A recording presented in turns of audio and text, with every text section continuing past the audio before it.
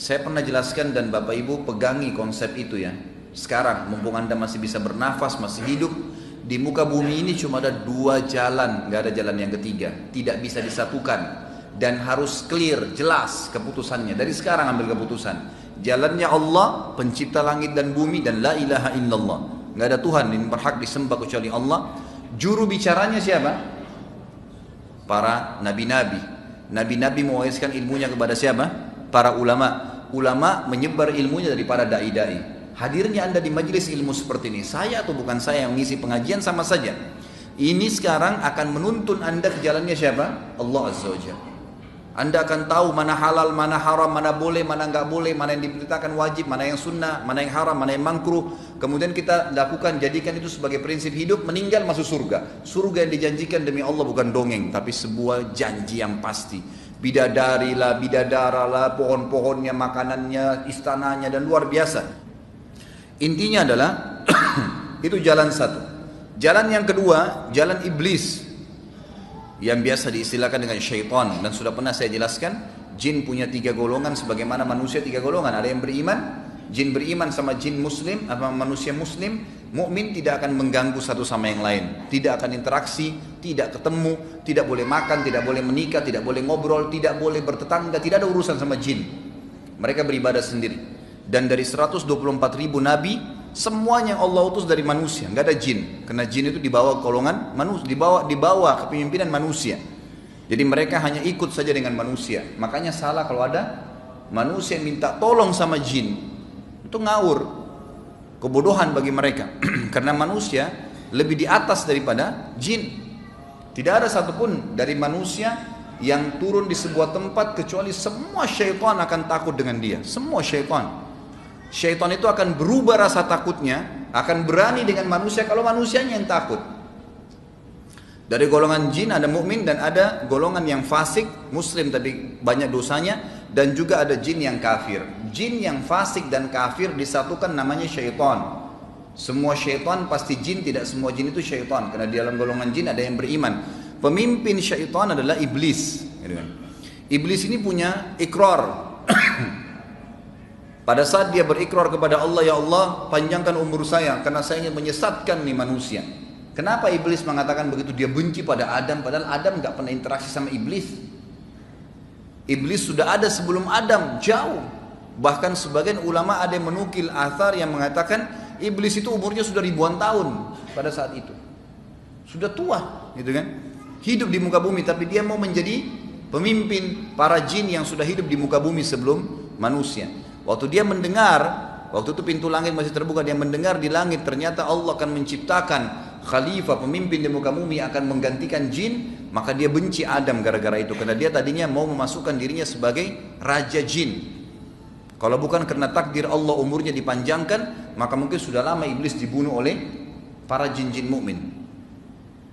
Syaitan-syaitan ini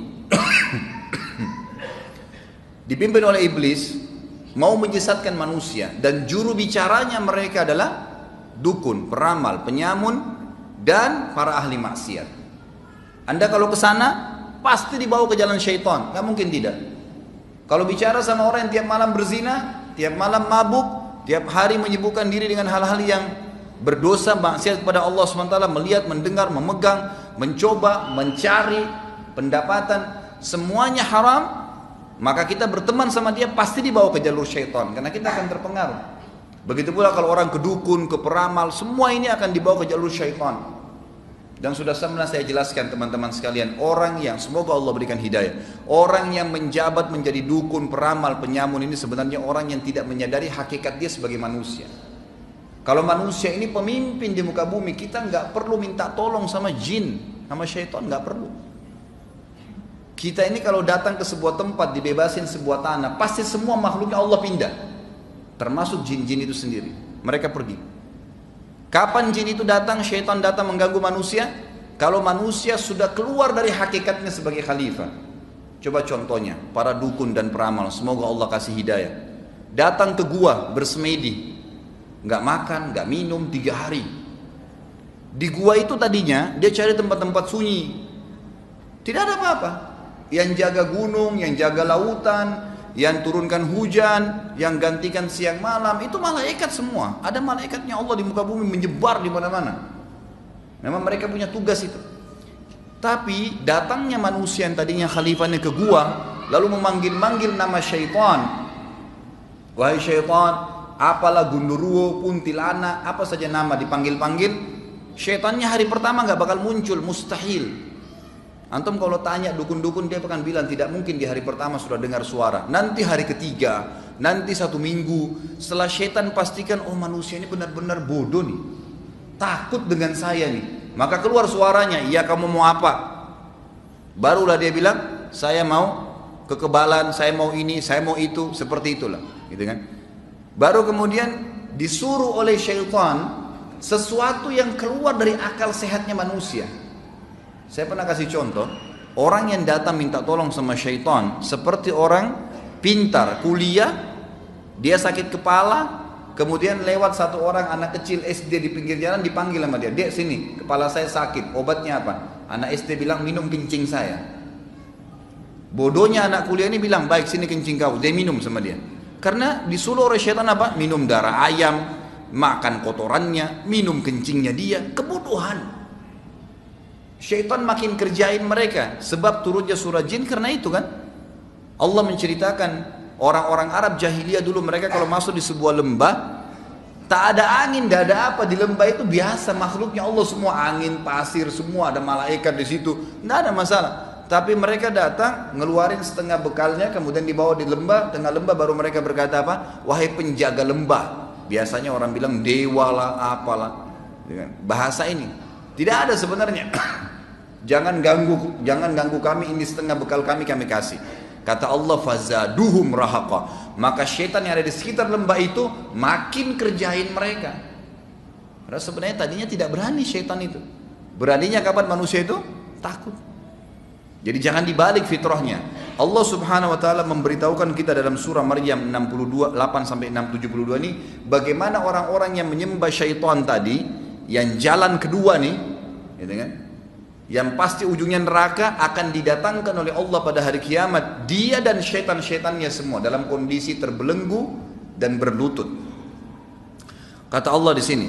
Kemudian dikatakan, "Tsumma lananzi'anna min kulli syi'atin ayyuhum ashaddu 'alar rahmani 'itiyya."